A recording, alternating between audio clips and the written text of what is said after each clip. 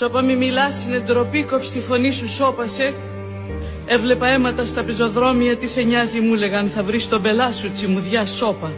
Σώπα ο ένας, σώπα ο άλλος, σώπα η επάνω, σώπα η κάτω, σώπα όλη η πολυκατοικία και όλο το τετράγωνο, σώπα οι δρόμοι κάθετοι και οι δρόμοι οι παράλληλοι. Κόψε τη γλώσσα σου, κόψε τη αμέσως, δεν έχεις περιθώρια, γίνε μουγκός.